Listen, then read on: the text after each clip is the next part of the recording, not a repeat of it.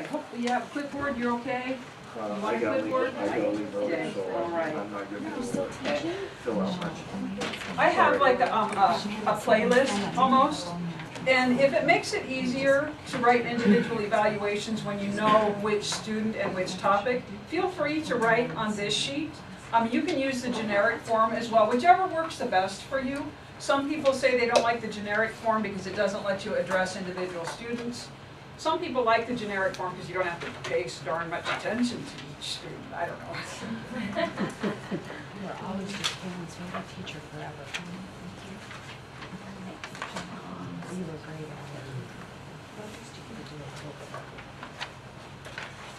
it. I just want to add a couple things to what Mr. Vlastos said when we were out front about this problem in presentation in general. One of the things that we try to always work really hard with students on when they present is smooth transitions from one student to another student. Well, the nature of this problem is that they are talking about multiple voices that were coming out of the 60s. And it wasn't all smooth transitions. And you have people over here doing one thing and people over on the other side of the country doing another thing. So in terms of transitions, I'm going to ask you, don't worry so much about those this time, because it's not a problem that lends itself to transitions, because there was so much going on. There were so many things going on. The other thing is that all the students have been given an opportunity to make music videos as part of their technology work in this problem. Some of their videos are incorporated into this presentation. Some of them they've done, and it wasn't the part that they had to present. Maybe they picked a song that didn't fit into the presentation. And I will let them address at the end if they'd just like to show you the music video that they did, if it's not in the presentation. But you will see a few videos come at you kind of maybe out of nowhere. But that is because the topic of their music video happened to match the topic that they got to present on. And with that, I think you're on the computer? Yep. You're good there? Okay. Then I'm turning it over to the experts. I'm actually going to check the light. Well, I'm Quentin Smith, and this is Daniel Appel, the Brian Johnson over there, Peter, Jerry Goodman, Aaron Appel, Chelsea, Darian, Chandler, and Shakia. And Chandler is doing his very first presentation today. Ooh. Welcome, Starling. Welcome to the show.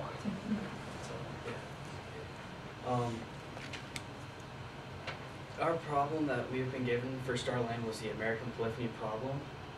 Our goal was to answer the question of how the musical form of polyphony could be used to create an analogy to look at the evolution of the American society back in the 1960s.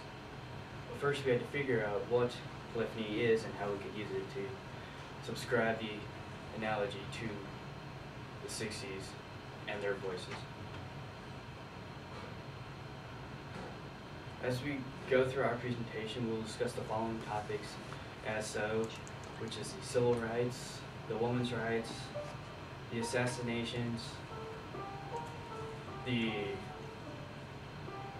Cold War, the Vietnam War, the space race, the technological changes, the music, and the war on poverty.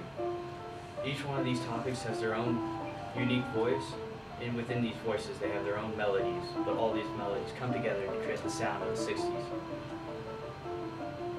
As you can hear in the background, this is classical music by Bach, the Little Fugue in G minor. Each of these voices are going on their own. The orange, it adds on, it'll continue. Sometimes each voice will stop on its own, and it'll pick up gradually after a little bit. And then it'll add another voice or two, and it'll just keep going. In the 60s, there were many different, powerful, and independent voices that we'll try to share with you how these voices acted throughout the 60s.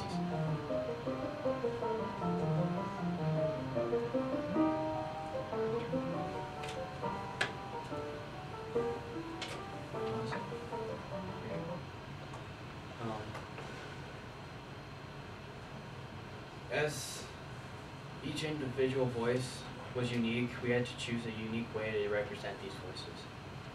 All these voices had to come together at some point in order to create the sound of the 60s, or there'd be pointless reasons for what happened in the 1960s. Up next is Shakia Brown and Danielle Pell.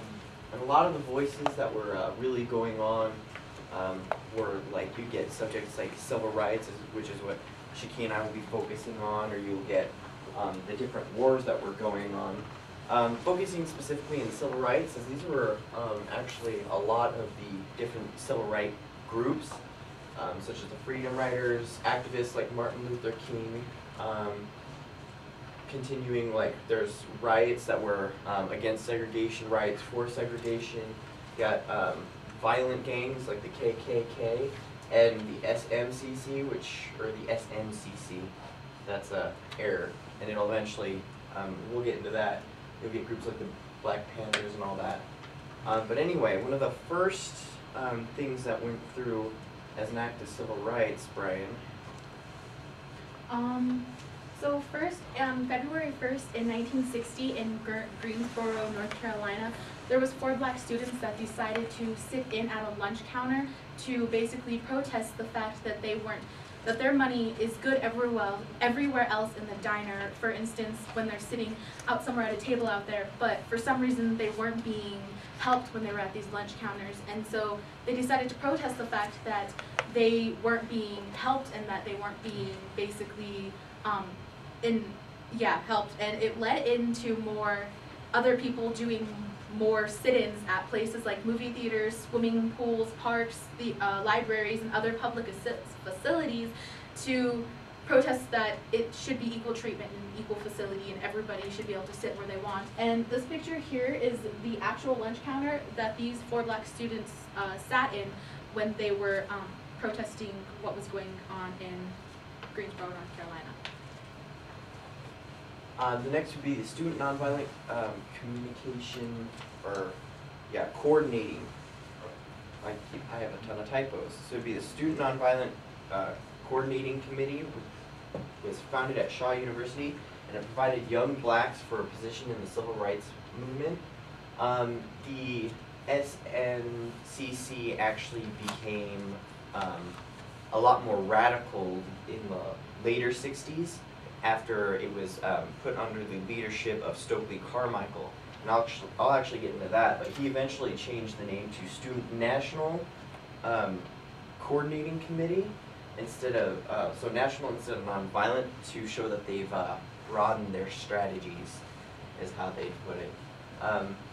Another civil rights act that had happened would be, was the first Freedom Ride. And what had happened is that a group of students were starting to take bus rides over, there would be intercity and international transportation just to test these segregation laws. And actually, this is a photo of the first Freedom Riders, but the entire group of Freedom Riders, the thousands that did it, actually were attacked by mobs along the way. And you get the SNCC, which also allowed another, almost 1,000 more volunteers to the protests. James Meredith in 5000, what had happened is there was an article, and the article read, James Meredith becomes the first black student to enroll at the University of Mississippi. Violence and riots surrounding the incident caused President Kennedy to send 5,000 federal troops. James Meredith's goal was to pressure the U.S. Kennedy administration to enforce civil rights. Next is Martin Luther King Jr. was arrested in a sit-in at Birmingham because he was protesting without a permit. And so when he was arrested, he was put in jail for 4 days, where he wrote his famous letter from Birmingham jail, which basically addressed a fellow clergyman that was basically calling Martin Luther King's protest unwise and untimely. And And here he wants to answer basically everything that this man was saying to him. And this letter is about 10 pages long. And it basically, what it does is it's saying that Birmingham, there was injustice in here. And back in the 1960s, Birmingham, Alabama was a very violent city. It wasn't the best place to be. You had bombings, and yes, when Martin Luther King's a visit to Birmingham, he was assassinated one day. You have other things that were going on, such as when the KKK attacked the Freedom Riders when they were coming from other places. And Birmingham wasn't just a great place to live. And so in this letter, he's basically saying that Birmingham is unjust, and we can't have one city that's unjust, and especially like to say that every city is unjust or isn't unjust, because it is. And so he's talking about it is unfortunate that demonstrations are taking place in Birmingham, but it is more unfortunate that the city's white power structure left the Negro community with no alternative.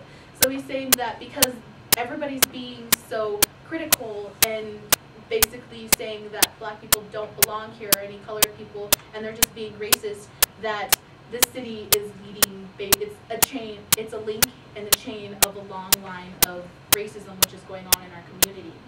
And yes, that's about it for the letter from Birmingham.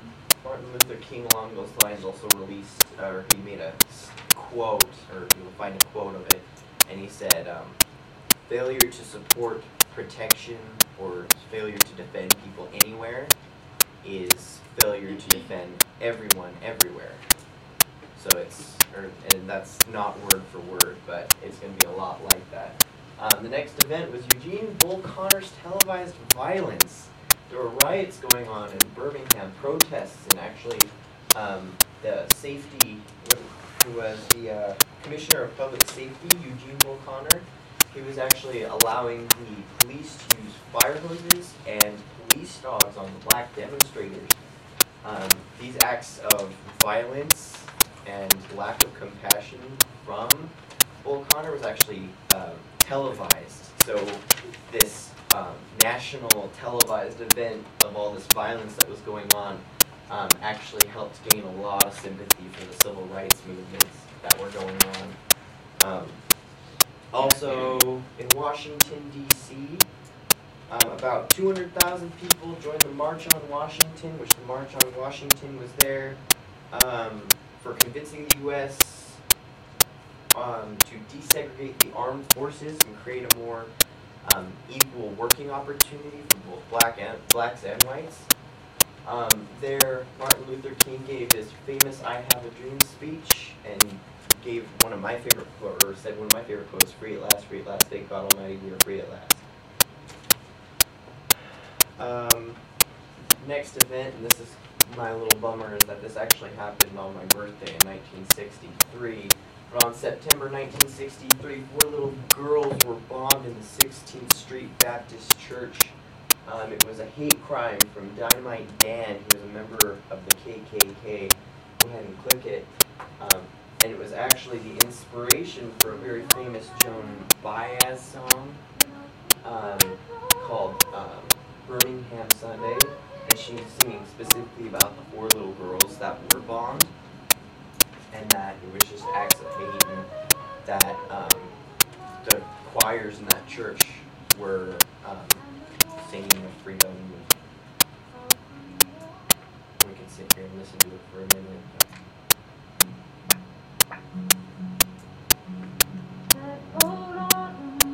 Hasn't everybody heard the song at least one point in time?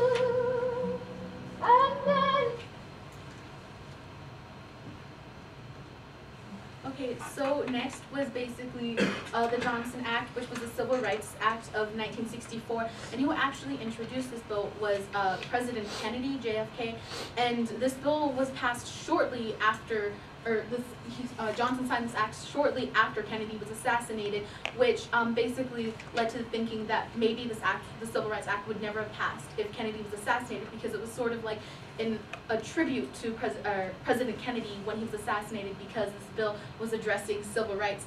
And it basically was saying that this bill that it prohibits discrimination of all kinds based on race, color, and religion or national origin. And this law also provides the federal government of the powers to basically enforce this in any community where unjust is being shown.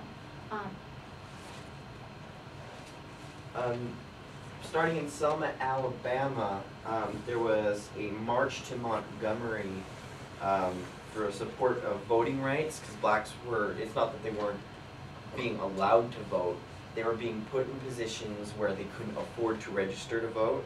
So there was this march, and what had happened is they got stopped at Pettus Bridge by a police blockade, and 50 were hospitalized because the police were using tear gas, whips, and clubs to stop the protest. Next, Congress passes the Voting Rights Act of 1965, which is making it easier for Southern blacks to register to vote, even though by signing the 15th Amendment in the 1870s officially gave the blacks the right to vote, that they could not vote because they had to go through things like literacy tests and poll taxes, which they could not basically overcome. And so this, by the Congress signing this, that it officially said that any colored person, or black specifically, can vote without going through all of this stuff that they had to go through earlier. There was actually a race riot in Los Angeles in 1965. What had happened is there was a black migration in the 1920s, and before there was a second migration that had happened in the 60s. But the migration that happened in the 20s left Los Angeles with about 35,000, and now it wasn't just in Los Angeles, but it was in the whole West Coast. So it was 35,000 blacks, and at the end of the second migration, it was 350,000, and it was these were essentially like hate crimes. People were protesting all the blacks that were moving into their communities. What had happened in 1965? There was an order passed. It was Order 1126, passed by President Johnson.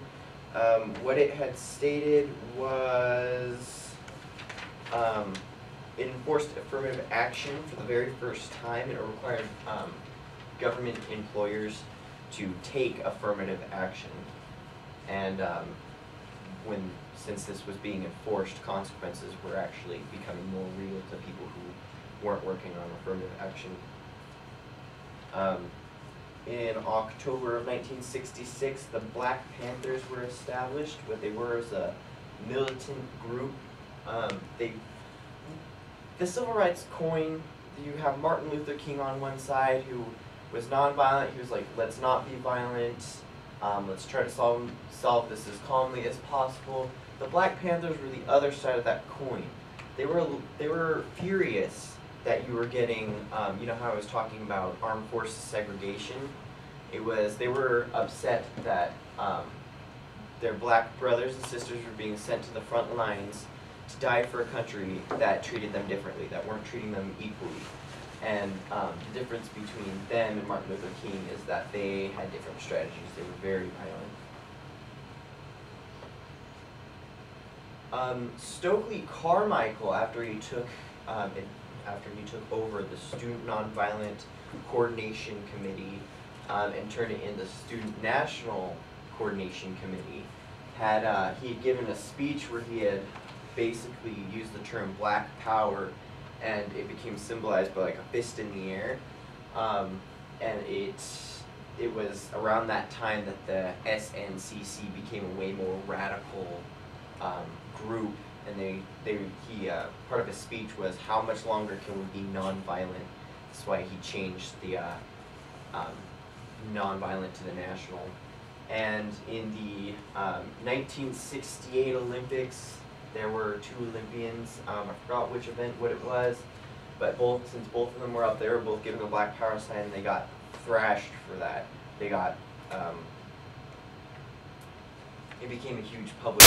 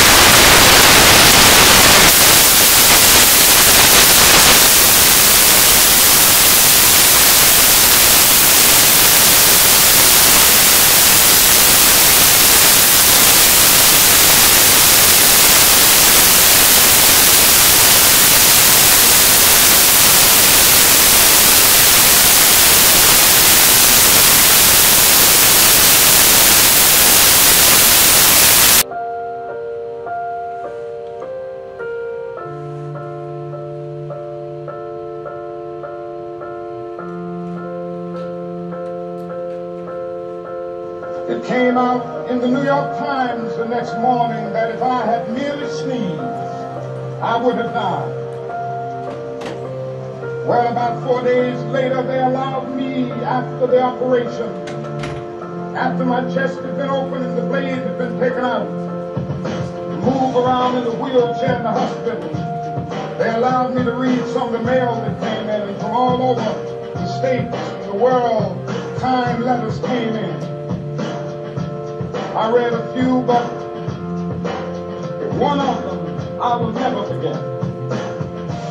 I had received one from the president and the vice president. I've forgotten what those telegrams said. I received a visit and a letter from the governor of New York, but I've forgotten what that letter said. But there was another letter that came from a little girl, a young girl, who was a student at the White Plains High School. And I looked at that letter and I'll never forget it. It said simply, "Dear Dr. King,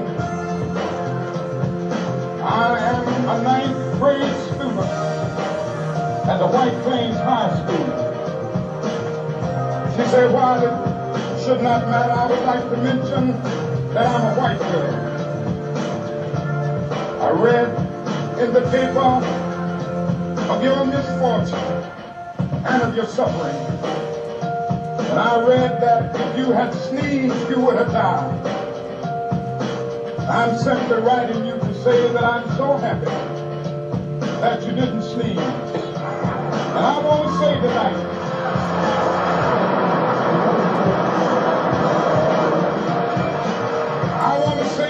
that I too am happy that I didn't sneeze, because if I had sneezed, I wouldn't have been around here in 1960. And students all over the South started sitting in at lunch counters. And I knew that as they were sitting in, they were really standing up for the best in the American dream, taking the whole nation back to those great wells of democracy, which were dug deep by the founding fathers in the Declaration of Independence and the Constitution. If I had sneezed, I wouldn't have been around here in 1961. And we decided to take a ride for freedom and end segregation in interstate traffic.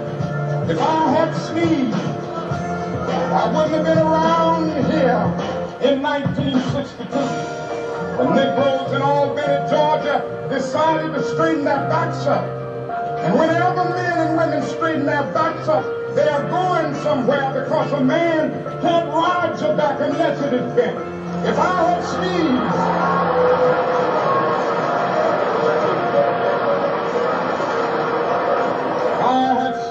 I wouldn't have been here in 1963.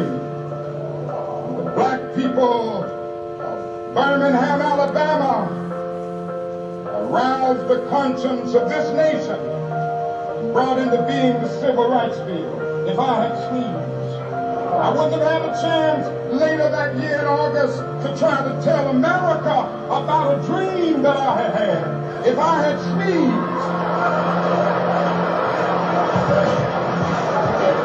I wouldn't have been down in Selma, Alabama to see the great movement there. If I had sneezed, I wouldn't have been in Memphis to see a community rally around those brothers and sisters who are suffering.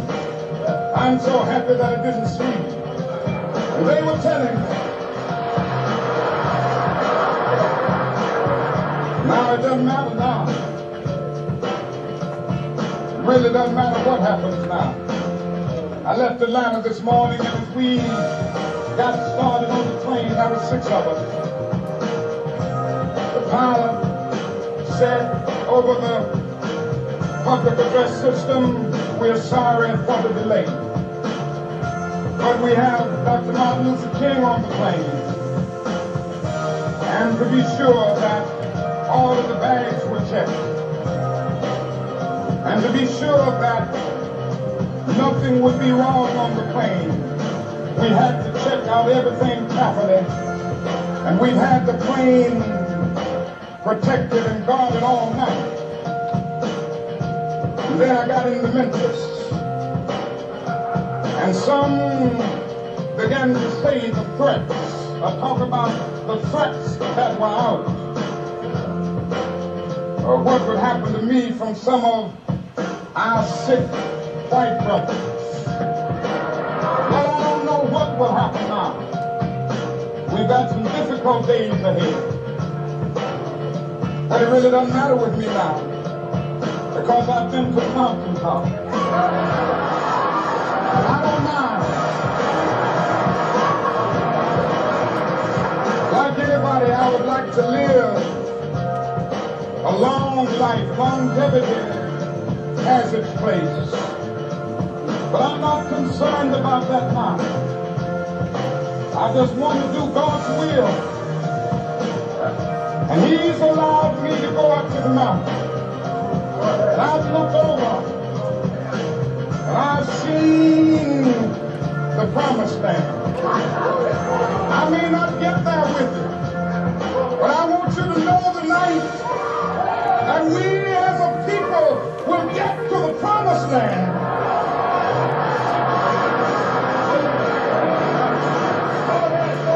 So I'm happy tonight. I'm not worried about anything. I'm not fearing any man. Mine eyes have seen the glory of the coming of the Lord. Somewhere out there, broadcast radio is lost in space. One way down to Earth. You're listening to Breakdown FM. On all day play, real music for real people.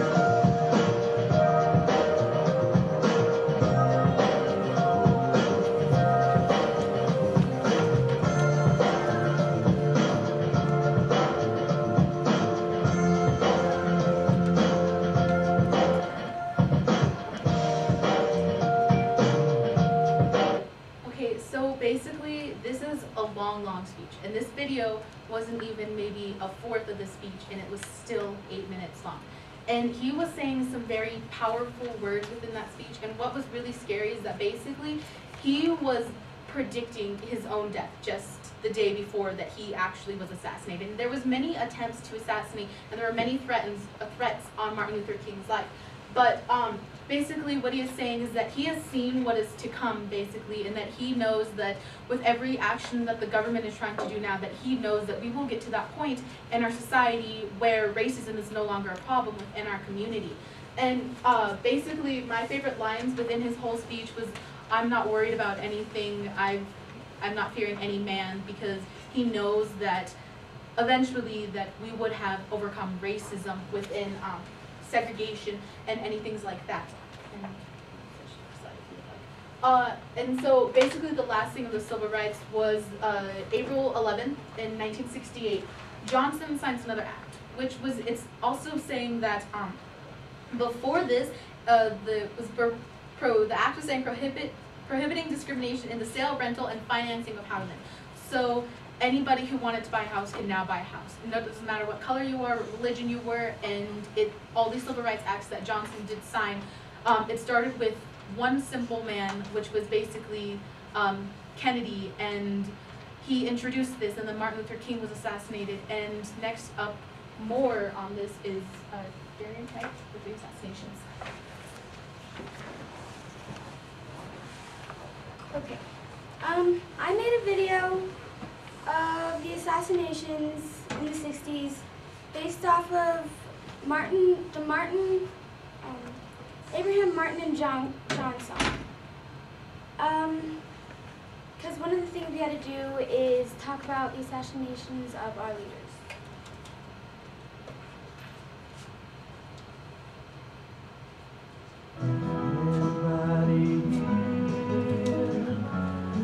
My old friend Abraham, can you tell me where he's gone? He freed a lot of people, but it seemed good they died young. No, I just looked around and he's gone.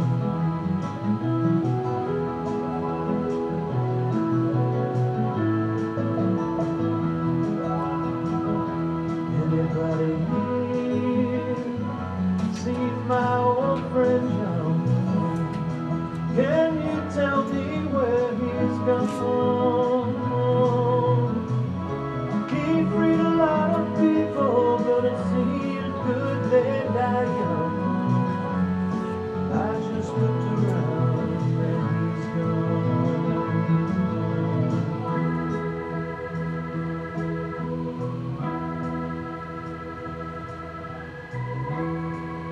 Some of the good people of both races who live under the protection of the United States.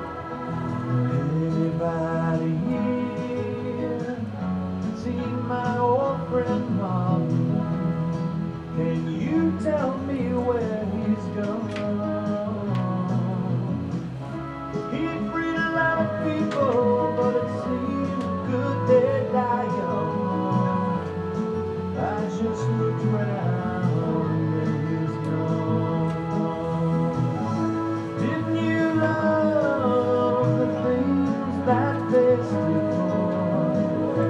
Didn't they try to find some good for you and me? And we'll be free someday soon. It's gonna be one day.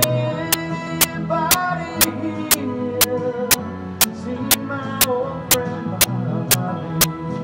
Can you tell me where he's gone? I thought I saw him walking up over the hill with Abraham, Martin, and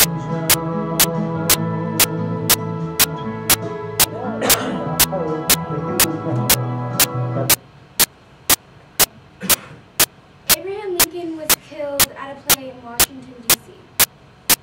Martin Luther King, standing on the second-story balcony, was shot and killed. The bullet hit him in his jaw, severing his spinal cord.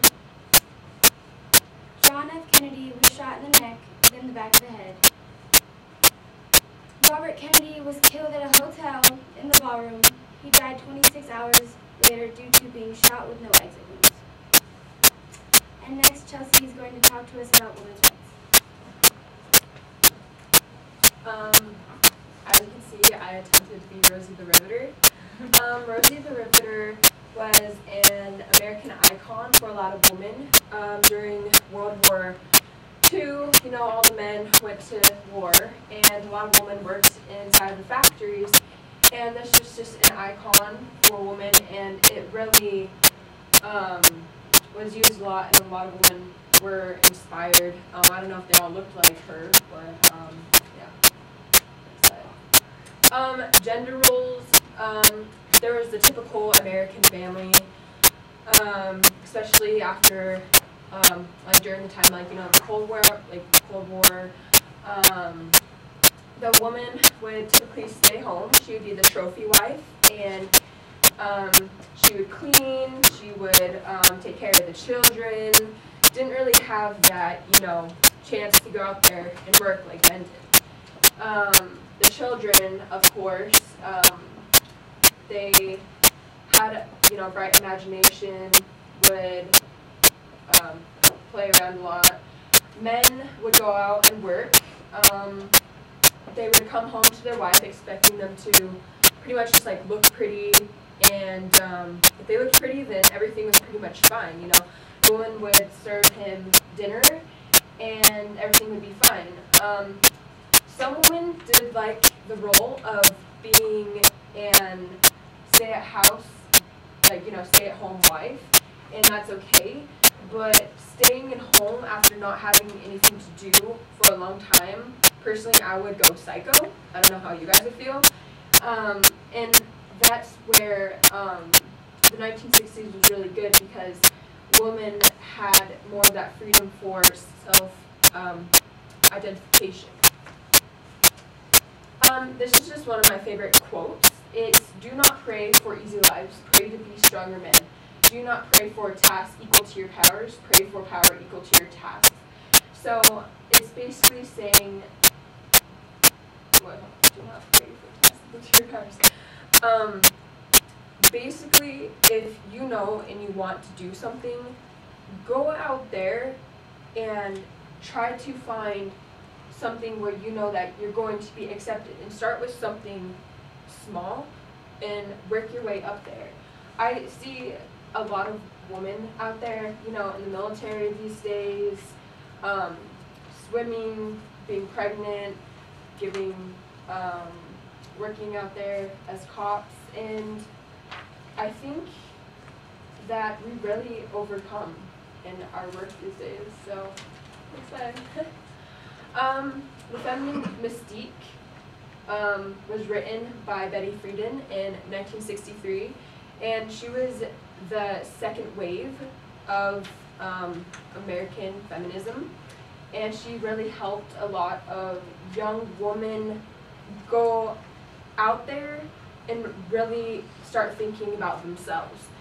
And I made this picture. It's just of like the woman sign. I don't specifically know if it was looked at, if she like helped do this for all of the world, but more for like the United States. But she was a starter, and she was the first president of the NOW, which is the National Organization of Women, and she helped in a lot of protests and walks and stuff like that. So she was a big part of women's rights, of the women's rights. Next slide. This is, like I said, National Organization of Women, and I said dudettes. I have an early idea, and that would be Betty Friedan coming up with this. And this group, they founded and elected first president, which was Betty Friedan. They focused on abortion rights, reproductive issues, violence against women, constitutional equality, lesbian rights, economic justice, and race system, and promoting diversity. They were kind of like that group of girls who would secretly go out there and fight. One of the biggest things that they did was for the Miss America pageant. It was very sexist, so they went there and they would like throw their bras on stage or just protest, and that was really a big movement for just the United States, because a lot of women saw, like, even for pageants for women, it's sexist. So why not go out there, and it will be liberating, and you know, throw bras or make signs and see that other women have the power to stand up and have like the rights to speak as like men do. So excited.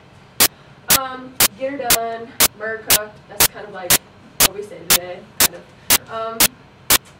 1964 Civil Rights Act was approved, which means it outlawed major forms of discrimination against racial, ethnic, national, and religious minorities and women.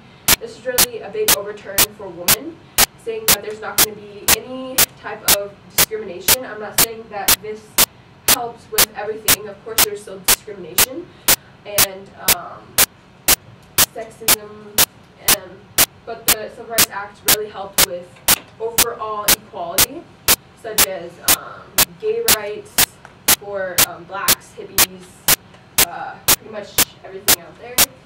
And it really just stated, like, here's the problem and we need to fix it. So we're going to make an act about it, and we're going to act upon it. So inside the schools, a lot of things, like in the 1960s, you know, women and men were put in the same classroom.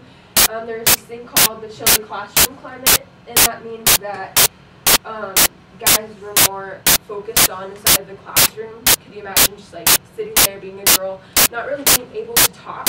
And education is very important for a woman, especially during that time, to get out there and make something of yourself. So they weren't able to talk as much as a man. It's kind of like we were like below, kind of degraded. And like I said, there's sexism in sports. There was not many opportunities for women to play sports as a man. There's definitely gender roles, even inside schools. There's gender roles, you know, today, of course. And it's kind of like women were still taught to be a housewife. Men were taught to be going out there, getting ready for like the military, learning how to provide for the woman and their children, and come home and do that stuff. And this is my last slide. There's one of my favorite songs out there that's called "Same Love" by Macklemore. It talks about the quality and the significance of people not being able to have their rights these days. And it says, press play, don't press pause, progress, and march on. And this just stands for equality, and I actually edited this picture. Now these days, if it wasn't from the 1960s, I believe the progression for women's rights and equal rights wouldn't be as significant. We kind of be like in a stock, you'd still be probably more sexist than what we are today. And I think that because we had, you know, Betty Friedan and a lot of all these people standing up for women's rights and all these protests and the Miss America pageant, that we were able to help women identify themselves and really figure out what they want to do and who they want to be. And we're going to go into about the war.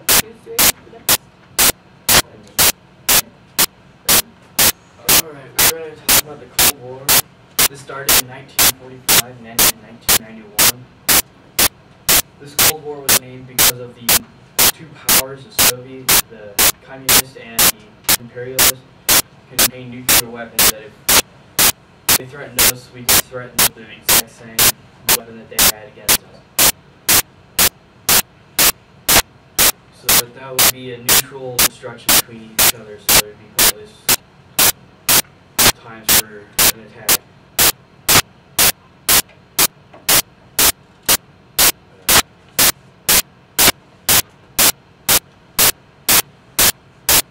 In 1964, there was a speech given out by Winston Churchill, and this speech was known as the Iron Curtain. He was giving out his warning about two powers coming together instead of creating conflict. And I quote, "The United States stands at this time at the pinnacle of of world power. It is a solemn moment for the American democracy. For this primacy in power is also joined in awe-inspiring accountability to the future. As you look around you, you must feel not only the sense of duty done, but also you must feel anxiety, lest you fall below the level of achievement. Opportunity is here now. Just lost it.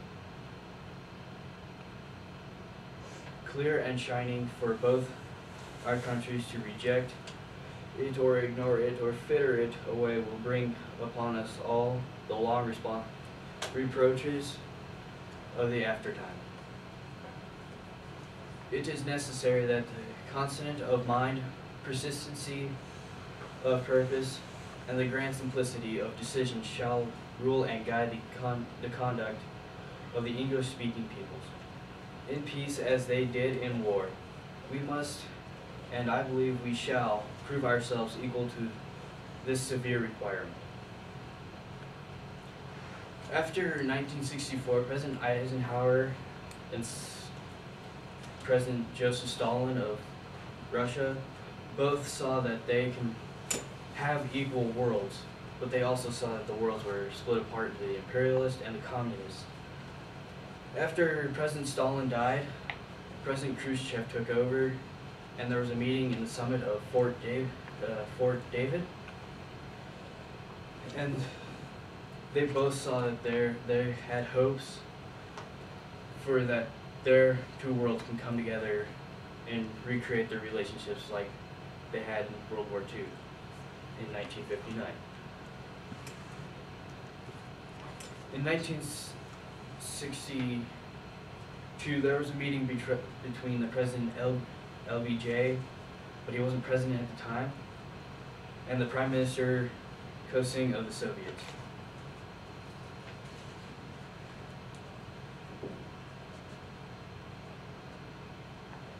After the 1960s, the Soviet stance was still the same as it was in the 1960s between us. And after a while, we've been signing the negotiation peace signings between the U.S. and the Soviets in the Camp David summit. These are some of the Cold War events that happened, between the CIA and the national military of America. The Cuban Missile Crisis, the Iron Hand Operation, Operation Rolling Thunder, the Vietnam War, the Tet Offensive, the My Lai Massacre, and many other wars. The Cuban Missile Crisis was fortified as a blockade to help stop the Soviets from importing nuclear warheads and supplies to build facilities to create these nuclear warheads for Cuba. One other major event that I forgot to talk about was the Bay of Pigs invasion, which this invasion was a CIA operation to go in and assassinate the Prime Minister of Cuba, also known as Fidel Castro, who was a great communist leader of the party. Most of you would probably think of why we went into Vietnam. It was pointless because it was a small country. Well, this could be the domino effect of the entire nation becoming a communist. And up next, we'll have Jerry Goodman with the Vietnamese War.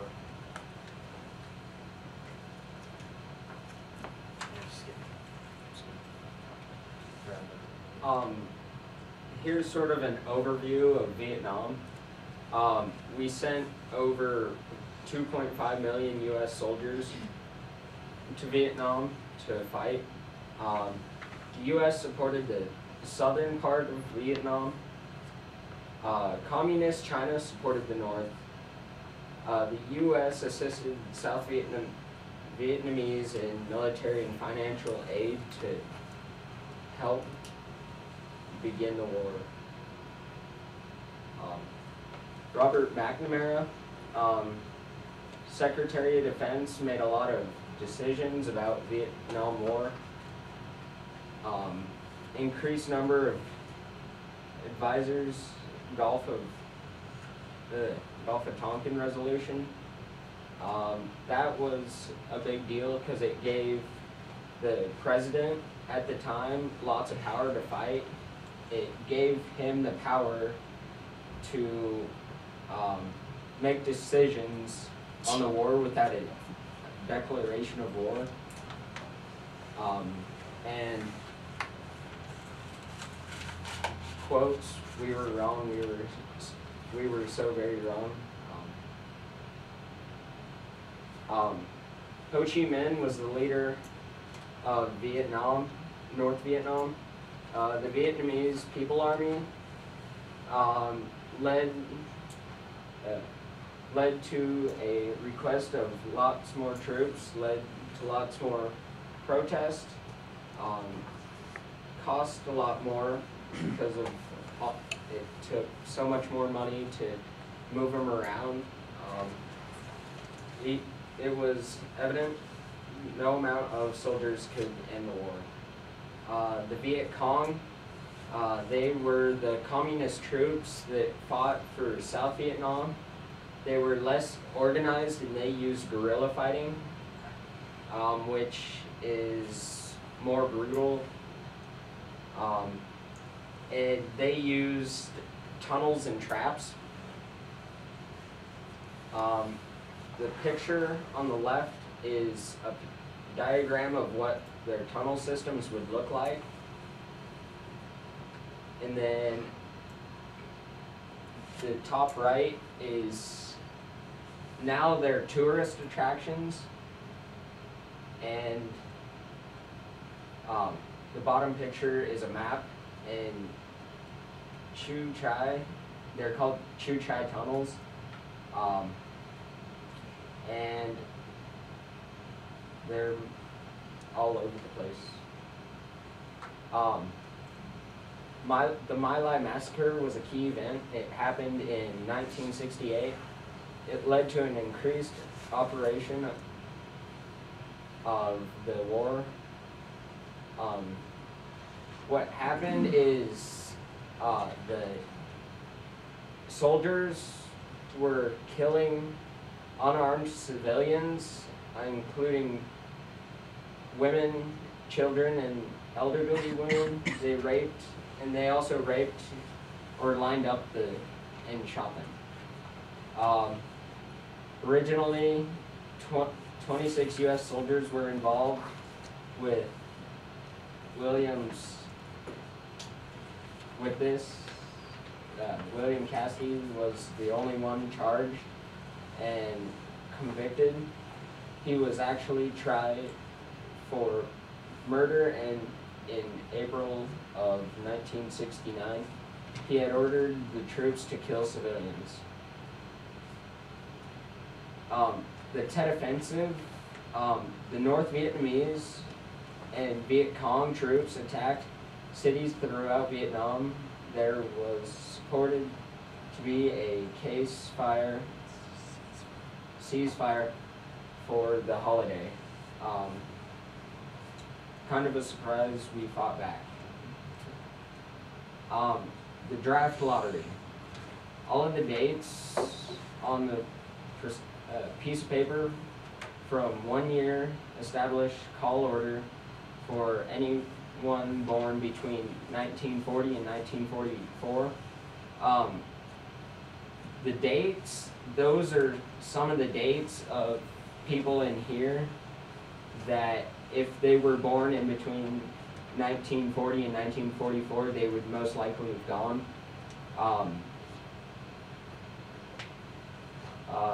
The Vietnam War ended. It ended in 1975 of Saigon, the capital of South Vietnam, capital by North Vietnam communist troops. There was a total of 536,000 soldiers deployed and a total of 58,000 soldiers killed. And one thing was the war ended under President Nixon, but President Johnson influenced the war the most in the 60s. Okay. And now it's Aaron. Well, he also influenced many domestic programs. Like, he did education and the medical care. He also influenced transportation, war on poverty, and racial injustice. This is from, all what I'm going to be talking about is from President Johnson's speech on the Great Society. The education, it said 8 million Americans have not finished 5 years of school. 20 million of them haven't finished 8 years, and nearly 45 million more, 1/4 of all Americans haven't finished high school. In many places, classrooms are overcrowded and the curricula were outdated, which grows. Many teachers were unqualified and underpaid. So President Johnson made a thing that we must give every child a place to sit and a teacher to learn from. Poverty must not be a bar to learning, and the learning must offer escape from poverty. That's all I'm saying.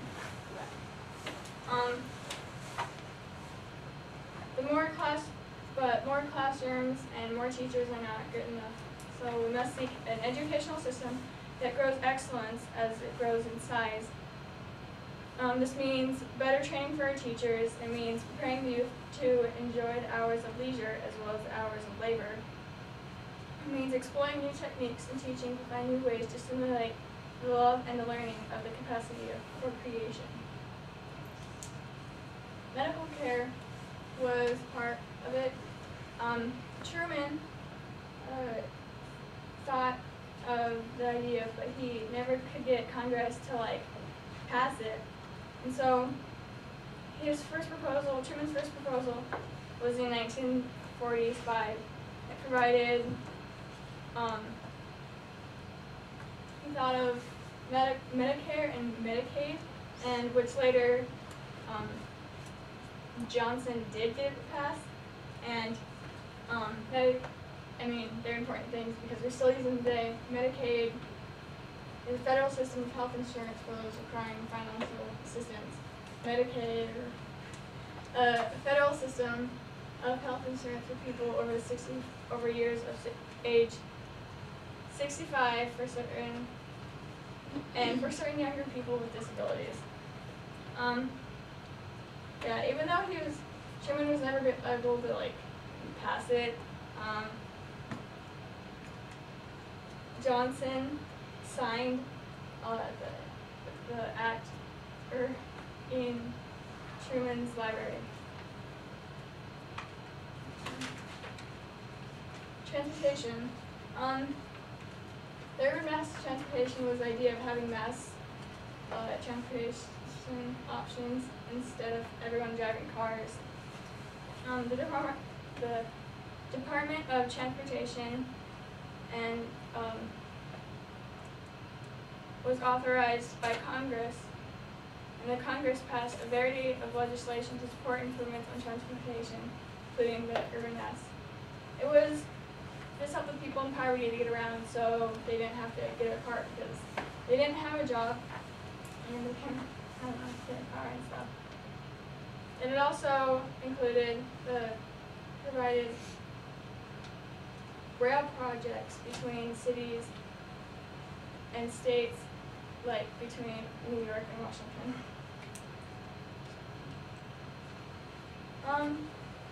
This is the war on poverty and racial injustice. 1 out of 6 people are living in poverty. President Johnson's speech on poverty, the aftershock of Kennedy's assassination, gave Johnson a perfect place so he could finish the work that he had started 11 months before the election. during, hold up.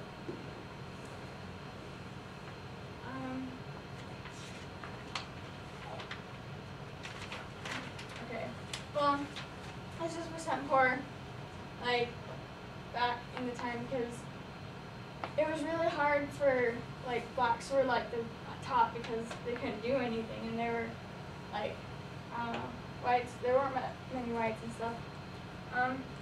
So many people were living in poverty, which means they never went to school, and they never got a good education, and even if they did go to school, they didn't get a good one because the teachers weren't really that, like, good at teaching. When they grew older, they lived,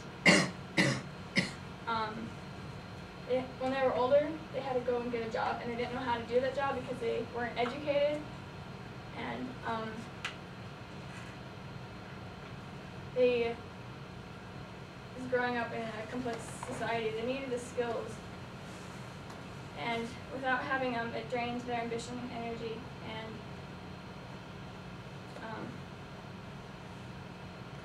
it just made a lot of the people depressed and stuff. Next is Brian on space race. Okay. I'm doing my section of this on the space race, and I decided instead of doing a slide-by-slide presentation just to make a video. So enjoy the video.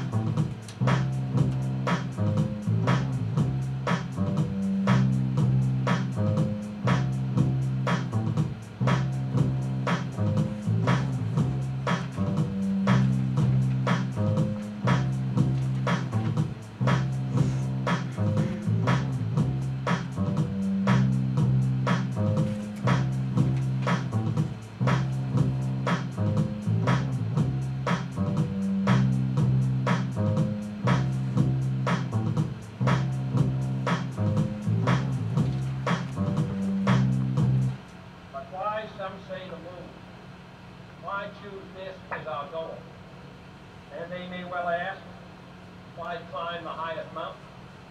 Why 35 years ago, fly the Atlantic? Why does Rice play Texas? We choose to go to the moon.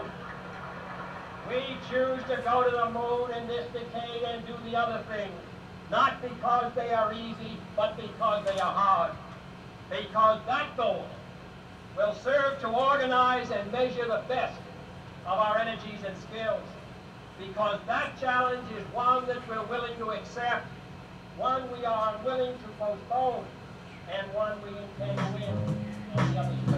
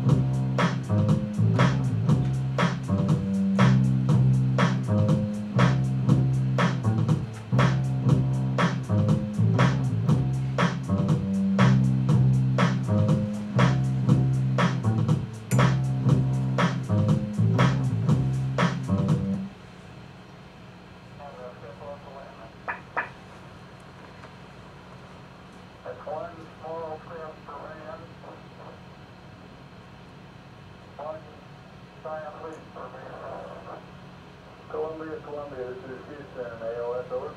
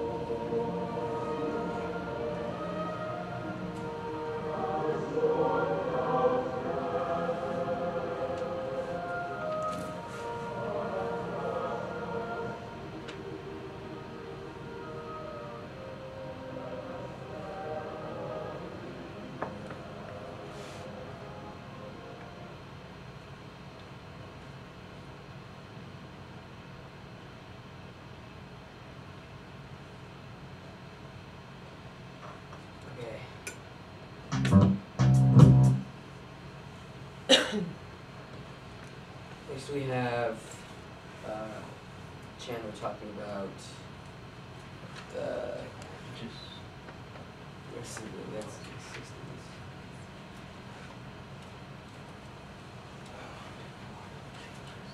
So, I did technology and music. Music is next, but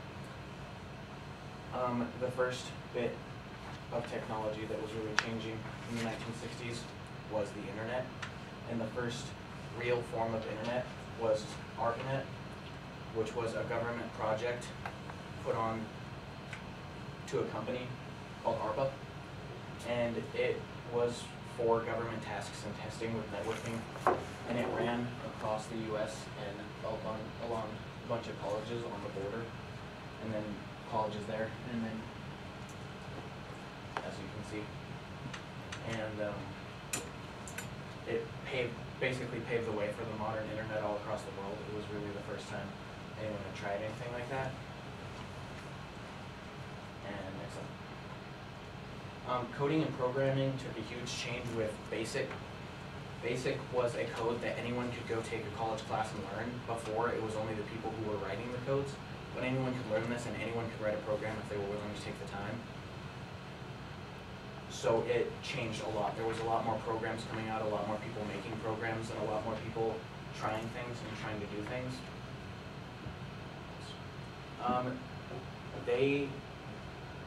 Everything was getting faster and everything was getting smaller. Computers used to be a room. It used to be, if someone asked where the computer was, you'd point to a room, not that.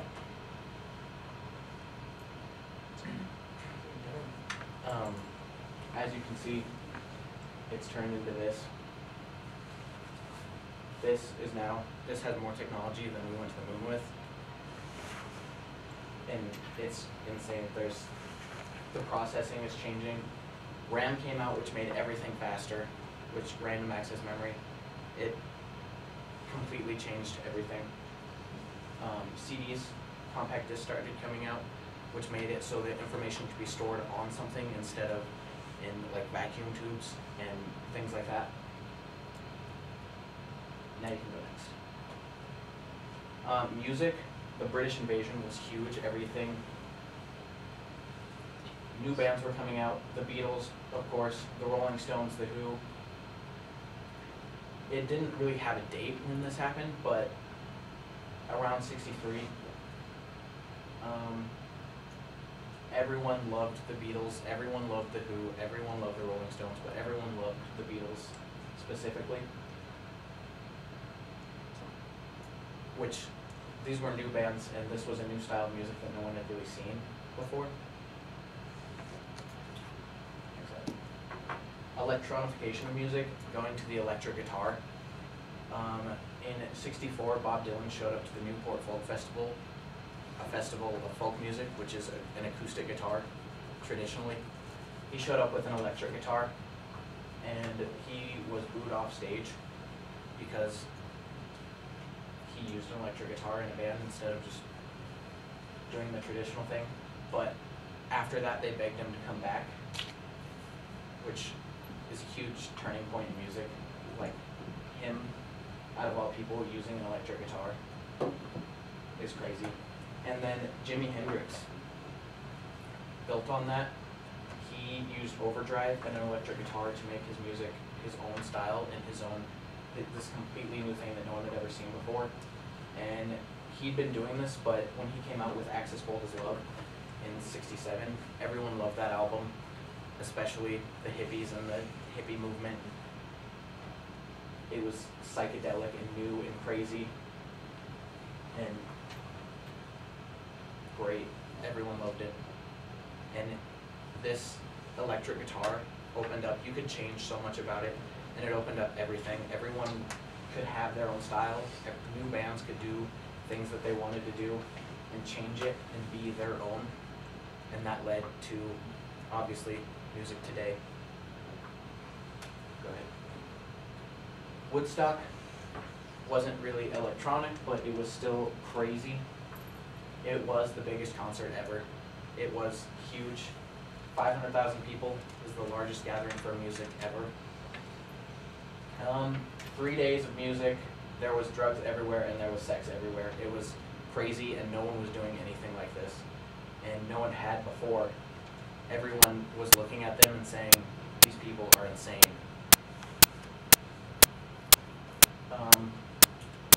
Music, the big ones, the Grateful Dead, Janis Joplin, The Who, Jimi Hendrix.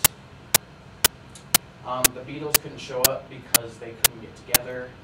Bob Dylan was invited, but he didn't like hippies. That's how they lived. And Led Zeppelin was invited, but they had a higher paying gig. And that is all I have for you.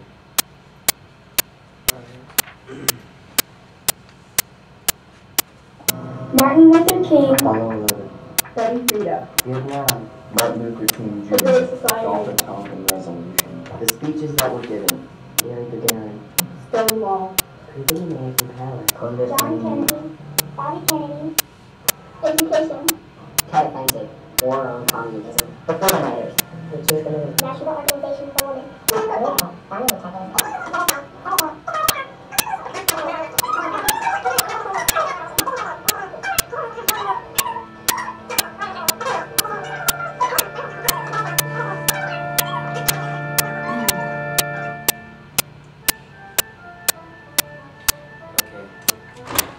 Was a great example of polyphony, and you see on the number of events that occurred simultaneously.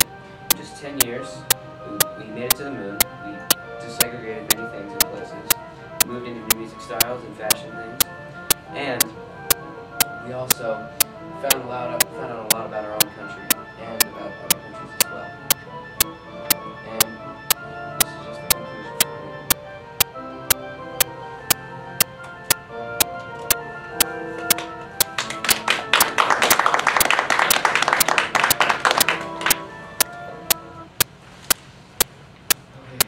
Any questions?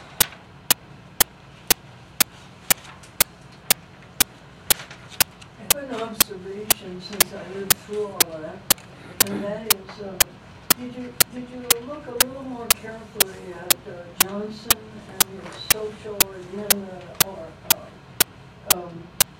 because many of us thought Kennedy would never been able to pass the civil rights legislation. It was Johnson who was a real expert on how to get things through Congress.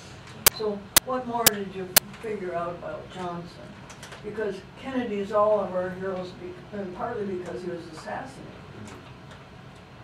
Johnson, I think, should have gotten more attention because of the acts that he did pass and the way he worked toward it.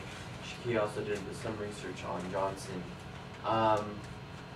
But it was how, the way Johnson took it is he actually looked at all the protests that were going on, looked at what, you know, all the bombings and all the acts of hate and all these groups that are going on, running around, hurting people, and he was the one that he used those to his advantage to get those through Congress.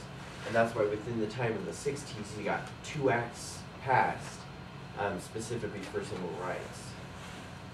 So you think the protests certainly helped? the protests certainly helped. It was, But it didn't help him stop the Vietnam War. We just didn't want to admit we were losing. That's why we did something. It was obvious because of the new thing that was introduced to our society, which was called the television. Speak up. We didn't want to admit that we were basically losing, but everybody could see that we were losing the war, and so because of this new thing that was introduced in the 60s, which made everybody's life easier, which was the television, so people could actually see what was going on, the protests, the riots, the Vietnamese war, and so there was no way to cover it up anymore, and so they just kind of kept going, and hoping that it would basically progress into something better, which it never did. and that's why you get like the civil rights protest that was in Birmingham, Alabama, that Eugene Connor used fire hoses and police dogs, and it was because that was televised. It took advantage of the technology of the time, made it a national awareness, like guess freaking what, pay attention, and it gained a lot of sympathy for the civil rights movement. Any other questions? Go ahead. Well, you probably have something more relevant. You go. Well, you did make the statement everybody loved the Beatles. I want to tell you, we're awfully ashamed, but not everybody loved the Beatles. Some of us parents wouldn't let our kids, our teenagers, watch the Ed Sullivan Show when the Beatles first came here to give their first performance. Those people are about 60 years old now, and they've never forgiven us. And now, and then later, we loved that music, but not everybody loved Hendrix, the Beatles. The older generation were very, very anxious about those musicians. And then you get stuff like Woodstock, like Yeah. Chandler was saying, like there was drugs and there was sex and it was everywhere and it was insane, and you get all these like young people and hippies just going out, getting high, getting, you know, girls, and it was not something that parents then wanted. It's not something parents now want, obviously. So I'm sure, you know, the people that did attend, I'm sure they had a blast, but it was very, there was a very mixed opinion on Woodstock. Okay. Okay.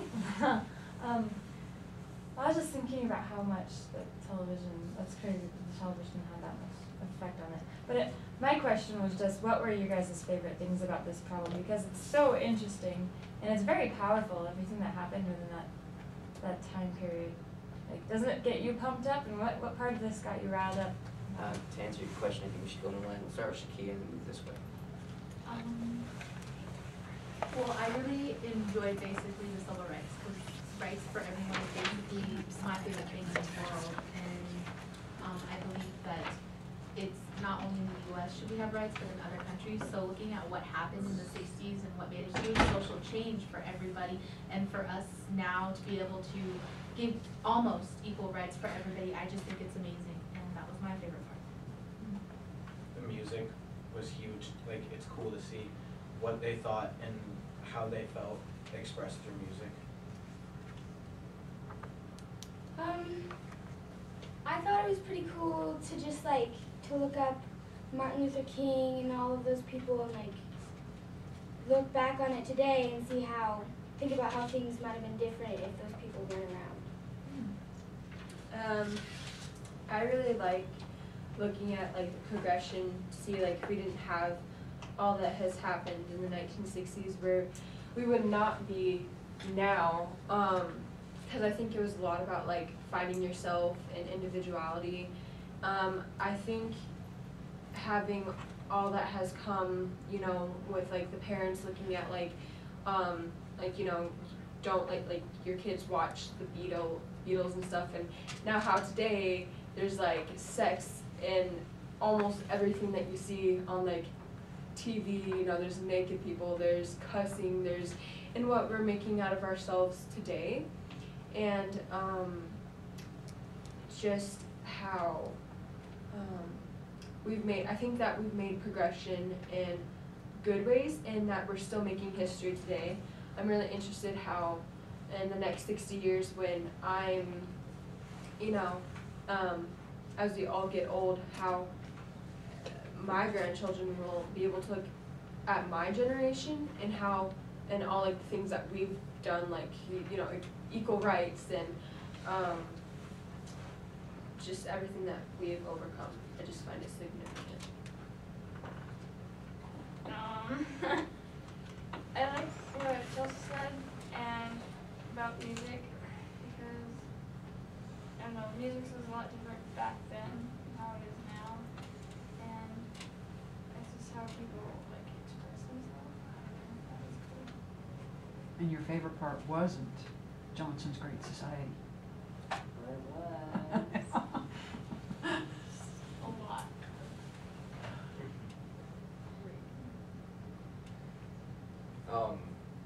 My favorite part was just seeing all the changes that have gone on between the 60s and now. Like the television and war. I can't really say a specific thing was my favorite part. It's really interesting to see how polyphonically you get all these events going on. You get the Civil Rights Acts, you get moves that the government's trying to make, like, for example, Truman. Remind me again, I know exactly where I'm headed with this. What was all that Truman tried to get passed? Was that Medicare or something like that? Or Yeah, okay, maybe I'm not headed, I don't know where I'm headed. You'd see that, like, you'd get Johnson, who had these ideas in his head. He has these civil rights acts that he wants to pass, and I'm pretty sure on multiple occasions he discussed it with people, and they're like, oh, it's a bad idea, don't do it. He'd probably try a few times, or he'd try and didn't go through.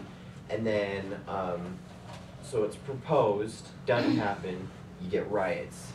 You get all these little things that are going on to the side, and it's especially like with the televised violence and all these hate crimes and protests going on, then he's like, so think this over again, and they sign it and they pass it. And so it's just interesting to see how each thing would not have gone as well. I'm not saying that the riots and everything went well, but like the acts would not have been passed as easily, and they wouldn't have gone as well as they did without the little civil rights stuff going on the side, and Vietnam War and Cold War and all this crap with the U.S. mixed in with the civil rights protests and all that. So it's not anything specific that happened in the 60s, it's how everything that happened in the 60s, how it all intertwined. And that's what I really like about it. Mine would have to be the whole war front and all what was going on with the Soviets throughout the Cold War. I would be what you classify as a hawk, whereas the protesters, the hippies, were known as doves. And I guess that'd be my favorite part, 'cause I'm really interested in what war can do to a man and how it changes life. Because without our protection, us stopping the communists, our life here in America would be a whole lot different. My favorite part was the space race. No wonder why, the presentation part.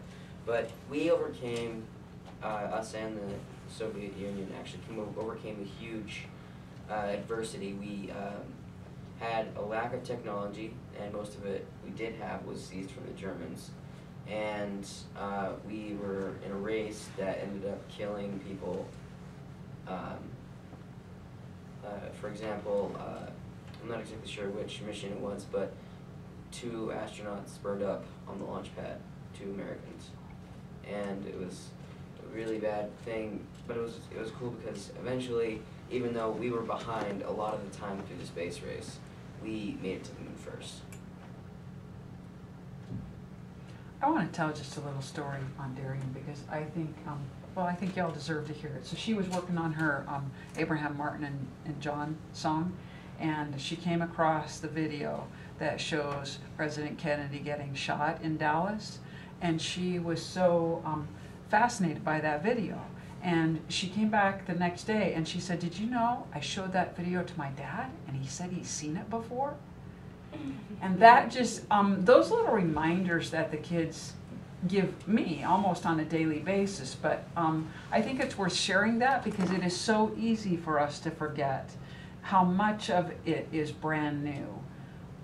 And I appreciate your question, especially about Johnson, and I could tell you, no, we did not get to his masterful legislative abilities. So they did a great job of trying to answer that with what they knew. But where we start from, and it's just so easy to assume that because our heads have so much in it, that some of that somehow got transferred to them. And it's just a fun reminder to me to know. There's another possible follow-up, because I love your coming as Rosie the Riveter. You might take a look at, it was an age of, you know how we painted the women? You're right, that we had traditional roles, okay? But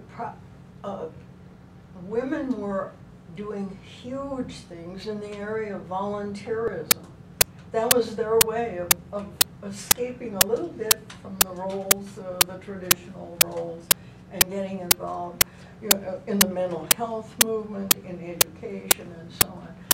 I don't know if there's any real good history anyplace, but I'm sure there's something about it. And you might do that so you can talk to your grandma. Oh, I was like, yeah, I do like feminism, and I do like, I like looking at equal rights for a lot of people, and I think it's interesting. I mean, you know, women didn't have like a lot of rights, you know, like before the 1960s. Like we still had like a lot of rights still, but I think that the big overturn a lot was like in the 1960s, a lot with like self-identification, like who do I want to be, you know, instead of just being a housewife and volunteering, but also looking at like, you know, my husband's a cop, but secretly inside I think like that's really cool, and maybe I'd want to be a cop someday. I just think like women were really able to look at more things, and I mean I obviously didn't go through that time, so I wouldn't know.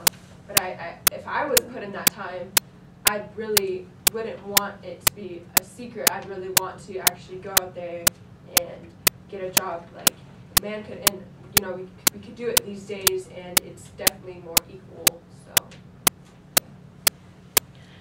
You know, I see there's still a glass ceiling, kiddo. I think that I take for granted, I have never known anything different. I've never known that people didn't have equal rights, and I'm really not that old. I mean, everything, I guess, I didn't realize it happened so quickly. I've never really studied the 60s. But that progression from being this to this in 10 years, what a drastic change. And like she said, not everybody loved the Beatles, the parents didn't. And as a parent, sometimes I don't love the progression that is going so quickly, just as I see it. I stayed at home with my kids until they went to school, and I loved it. I never wanted to do anything, but with that progression, I think, I don't know if you guys see any consequences with it, but now we have to be a two-family income. We have to go to work. Now we don't have a choice. It's almost on the other end that women that want to stay home, I don't know if they get that choice. So you might have taken our choices away as well as gotten our rights. So some of the rights kind of, there's always a good and a bad to everything, I guess I just wanted to point out. I don't know any different. This was really interesting. I think you guys did an amazing job. But did anybody see any, as we were grabbing rights, that we had consequences that we did take some rights away? Or any, I mean, even with the music, it went from church songs to sex and drugs. I mean, what a drastic change. So, I don't know if it, I mean. I think that, like, it's really easy to fall into the hands of society instead of being who you are. I think if you find a goodness within yourself, that's really hard for people these days, finding who you are and living that compared to what society has. I mean, if you want to look at Jersey Shore and see, like, Snooki, who is showing her poor baby on TV and how he's going to grow up, I mean, we already put so many things. I think it's interesting what we grow up with, especially what we were, what we are, what's that word? What we are shown to, what is that word? Brainwashed. Kind of in the sense that we're brainwashed, we're already born with having, like, money on us, we're already, like, in debt so much even, like, when we're born, because we have to, have so many things to have us, to care for us. And from the 60s, people were still, I believe women were so innocent, we were covered up and, having, like, an unbuttoned shirt, I'm pretty sure, I don't know if we'd be called, like, a slut, but, nowadays, girls have, like, not all women, but some women, they show their cleavage. It depends what you grow up with, I think, and I think, in a sense, it's, moderation. Or maybe we're more objects than we ever were. Yeah. Ah, ooh, Remember the Barbie we're talking about? I'm sorry, it's short, but it's 10:42 and we have to leave at 10:45. It would be way fun to have you sit and chat with us some more. I love this. You do have to get going. To toss one last thing about culture. Thank you. And think about an early evolution when we developed. Well, fine, yeah. Okay, think about when we started developing tools and all that. Skulls, like whatever the species. I don't know what I forgot the word. Started changing. Our jaws were bigger, and it's because we suddenly relying on these tools. You're related to this guy? Yes. So it'd be interesting to see that. He has been a pleasure.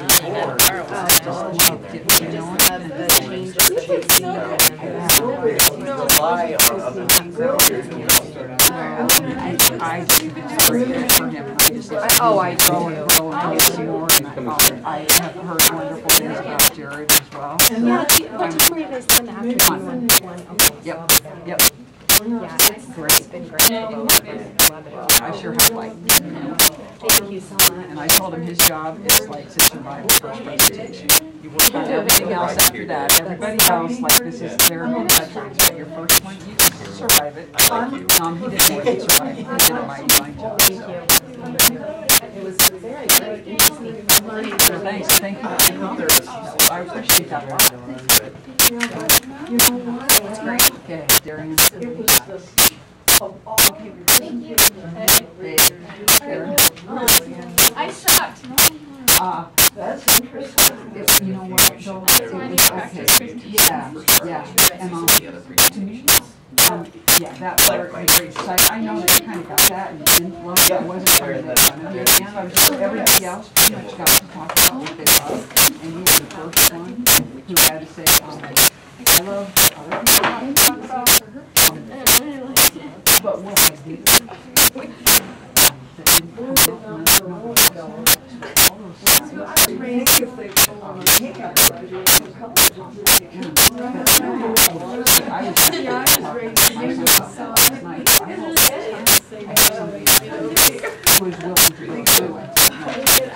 That was cool. And then using the one, they're there and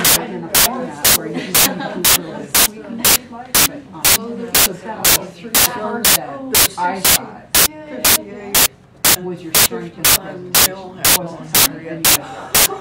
They never got out of it. I know. It's rather dismounted. I don't think we talked about the consequences though. Next time, I don't know what two months you're going to be in, but you might just see maybe on the side people are taking notes and people are using it not. I thought it was good personally. Well, we really don't need to see it again.